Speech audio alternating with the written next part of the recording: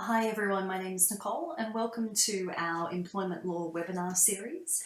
Today we'll be looking at bullying, harassment and discrimination and understanding your obligations as an employer in Australia.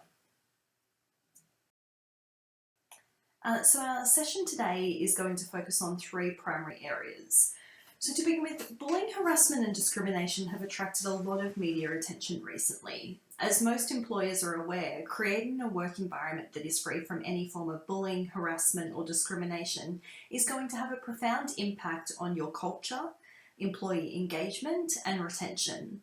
However, beyond these important advantages, there's also a legal requirement that you need to be aware of.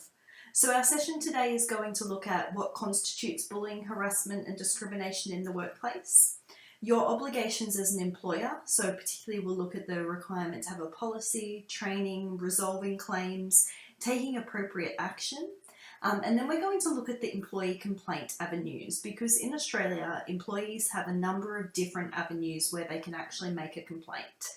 So they can apply to the Fair Work Commission for an order to stop bullying. They can lodge a complaint with the Australian Human Rights Commission for employers in New South Wales. They can apply to Safe Work New South Wales to stop bullying for a bullying claim.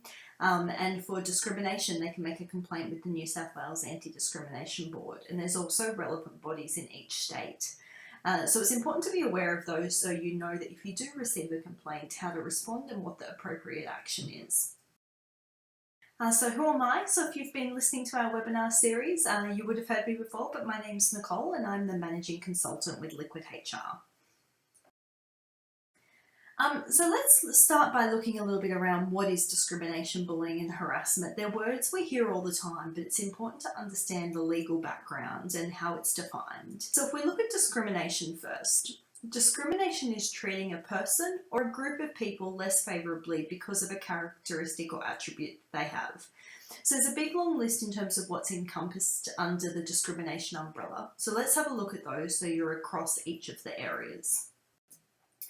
So in the workplace, types of discrimination could be age. Particularly we see this with people being declined roles if they're older. Or too young for a role, so not enough experience as well, so there's a fine line there. Breastfeeding, carer status, disability, industrial activity, so that's being part of a union and participating in strikes, physical features and employees' marital status, their parental status and parental responsibilities, irrelevant medical history, so asking the employee about questions that are not linked to their inherent ability to perform the requirements of the role.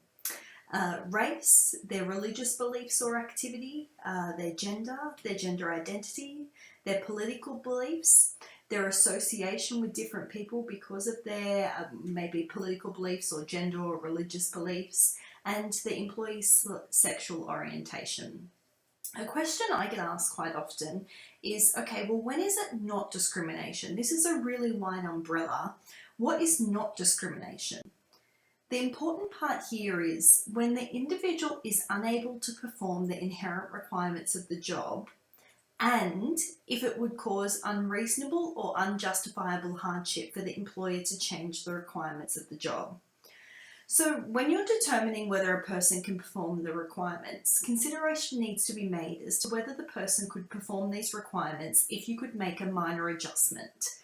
So when you look at the adjustment, it would need to be effective and it must be made unless it would impose an unjustifiable hardship on your business.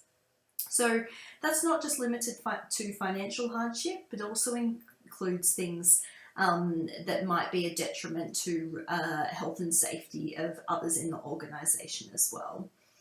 There was a particular case that might be quite interesting here to have a look at, and it was an employee against IGA distribution in Victoria, and it was a 2004 case. And there was a store worker who lost a case of unlawful termination because he was dismissed because he had a back injury and he could no longer lift up to 20 kilograms or perform tasks involving repetitive bending or lifting. So the case went to the federal court, who ruled that IGA distribution was justified in dismissing the worker, as lifting heavy items was an essential part of his job at the distribution centre. So it involved things like assembling orders, packing, filing, stretch wrapping supermarket items, and working in the general merchandise area. So for this particular case, the court ruled that inherent requirements should be judged on the original position performed by the employee and not on any modified work performed during rehabilitation. So it's important to be able to look through that when identifying what the inherent requirements are, but also liaising with medical professionals to determine if an employee has the ability to perform those functions. As employers, we're not doctors, well, some of us aren't, so it's important to make sure you actually liaise with the doctor to determine what an employee can perform and what they can't before making any decisions in regards to inherent requirements of the role, and the link of that to discrimination as well. Let's move on now to look at harassment. So workplace harassment is one of those topics that you may have heard about in recent years, and maybe you've even had some training on it. Unfortunately, it's still a prevalent issue in many workplaces. So there's different forms of harassment. It could be written material, verbal abuse, gossip and rumours in the workplace, comments, put downs, innuendo and jokes, offensive gestures, ignoring, isolating or segregating somebody, vilification, offensive pictures, cartoons or screensavers, touching, kissing, hugging, massaging, or over-familiarity. So there's a number of things to be aware of there. One type of harassment is sexual harassment, and sexual harassment is any unwelcome or unwanted sexual behaviour which makes a person feel offended, humiliated, or intimidated. There was a recent study conducted in relation to sexual harassment. It was a survey in 2018, and the national survey indicated that there is a high rate of sexual harassment in Australian workplaces, with 1 in 3 people having experienced sexual harassment at work in the last 5 years. Women were more likely to be sexually harassed in the workplace than men, and in the last 12 months, 23% of women in the Australian workforce have experienced some form of sexual harassment, compared to 16% of men in the workforce. So when examining workplace sexual harassment in the last 5 years, they found that almost 2 in 5 women, so 39%, and just over 1 in 4 men have experienced sexual harassment. And people aged 18 to 29 were more likely than those in other age groups to have experienced sexual harassment in the past 5 years. For both women and men, the most common type of workplace sexual harassment was sexually suggestive comments or jokes, and 1 in 4 women and just over 1 in 10 men have experienced this type of workplace harassment in the last 5 years. So it's really important that you understand what constitutes sexual harassment and what steps your organisation needs to take if someone makes a sexual harassment complaint. So different types of sexual harassment. Sexual harassment may include staring or leering, being unnecessarily familiar with someone, so somebody who deliberately brushes up against you or unwelcome touching, suggestive comments or jokes, insults or taunts of a sexual nature, intrusive questions or statements about your private life, displaying pictures in the workplace of a sexual nature, sending sexually explicit emails or texts, inappropriate advances on social networking sites, so it does extend beyond the workplace, requests for sex or repeated unwanted requests to go out on dates, and physical assault, indecent exposure, and stalking, which are all actually criminal offences as well. So moving on from sexual harassment, the other part that I wanted to look at today is workplace bullying. Workplace bullying is repetitive or ongoing aggressive behaviour intended to intimidate, humiliate, or threaten an individual or group of people. There's a really large impact of bullying to individuals in the workplace, but also to the company culture and the broader organisation. What we normally see if somebody's being bullied in the workplace is increased sick leave and absenteeism and the costs associated with that, low morale, poor productivity, psychological trauma to the person who's being bullied, as well as reputation damage. So let's have a look at what can constitute workplace bullying. It could be swearing and abusive language, shouting at people, slamming doors, excluding people from team meetings and functions, making unreasonable and difficult demands of staff, constant belittling, isolating individuals, teasing or regularly being made the brunt of jokes, and abusive emails or texts. So that's not everything, but that's just some examples of what could constitute bullying. So let's have a look now. As an employer, what are your obligations? What do you need to be aware of? Employer obligations. So the first thing to have a look at, as an employer, you have a legal obligation to ensure that your workplace is free from any form of bullying, harassment, or discrimination. So to achieve this, there's a few things that you should put in place. You should have a clear bullying, harassment, and discrimination policy that sets out the expected standards of behaviour and what employees can do should they feel they have been harassed or discriminated against at work. But it's not enough just to have a policy. You need to ensure all employees have been trained in the policy. So they should be aware of both their rights and responsibilities and the expected behaviour in the workplace.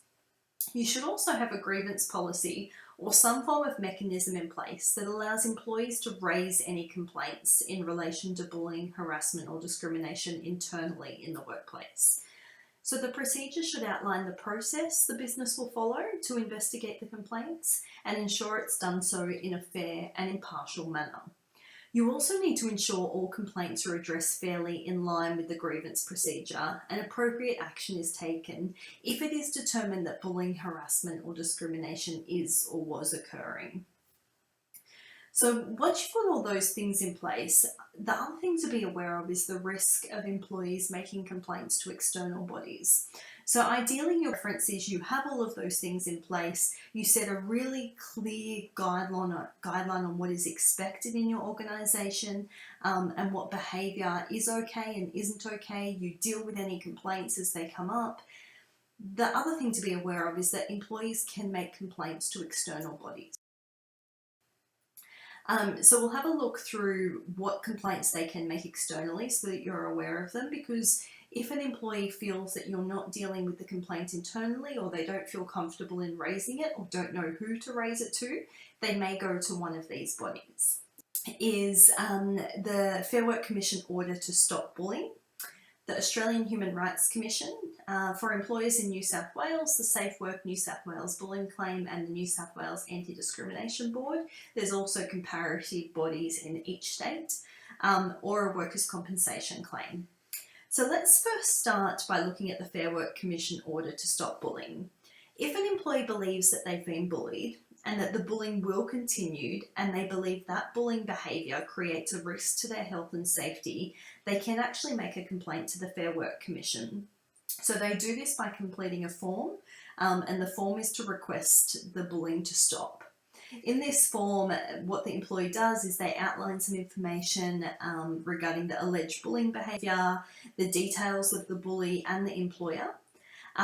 They do make note, the Fair Work Commission, that the bullying has to be more than one incident, single incident. It needs to be repeated behaviour. So in this form, the employee also goes through a few questions. So they ask the employee, does the company have a bullying policy or procedure? Have they tried to make a complaint internally in relation to the matter? The form is then served to the parties, so the employer would get a copy of the form and the alleged bully, and both parties are required to complete a response. Then what happens then, the Fair Work Commission will actually use all the information to decide on the most appropriate way to deal with the matter. This could be a mediation between the parties. They could decide on a conference or a hearing. I often get asked what's the difference between a conference or hearing.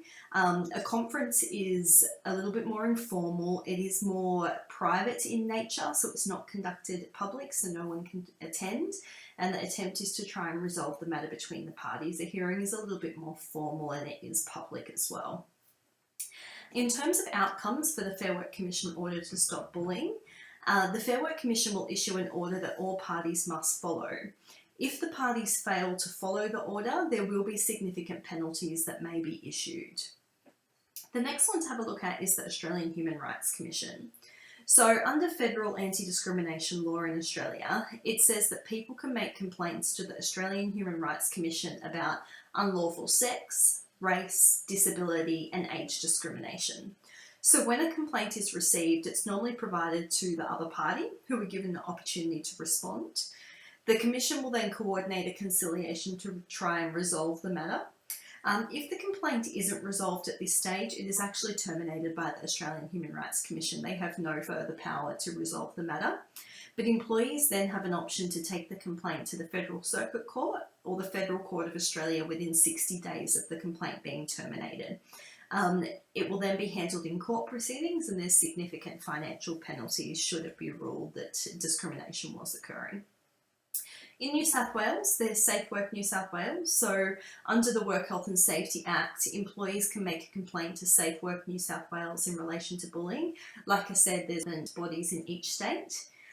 Safe Work New South Wales will then investigate the complaint. This may involve attending on site at the employer's premise to investigate the matter. If a determination is made that the employer has breached the Work Health and Safety Act, then appropriate notification will be made, which may include penalties at that stage. For the fourth one, we have the New South Wales Anti-Discrimination Board. So there's also relevant state bodies in each state. Employees in New South Wales can lodge a complaint if they have been discriminated against in the workplace. So the New South Wales Anti-Discrimination Board can deal with complaints in relation to sex, sexual harassment, pregnancy, race, age, marital status, sexual orientation, disability, transgender status, and carers' responsibilities. So what normally happens here is once a complaint is made, like other bodies, the complaint is provided to the employer to respond. A conciliation conference is normally held to resolve the matter. If conciliation does not resolve the matter, it can actually be referred to the New South Wales Civil and Administrative Tribunal for a legal decision.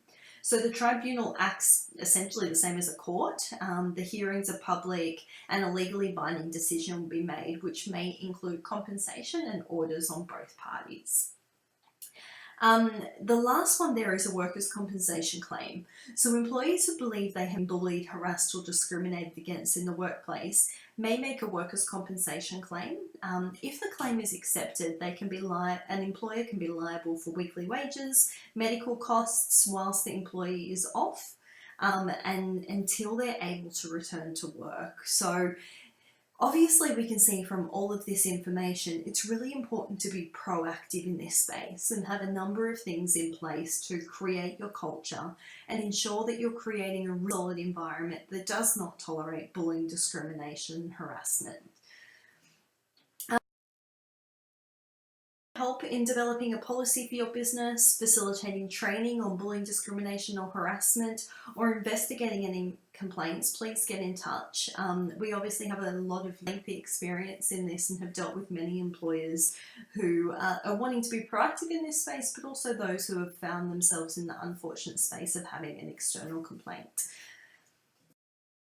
Questions, please get in touch with us. There's our phone number and email address, and I look forward to speaking with you all soon.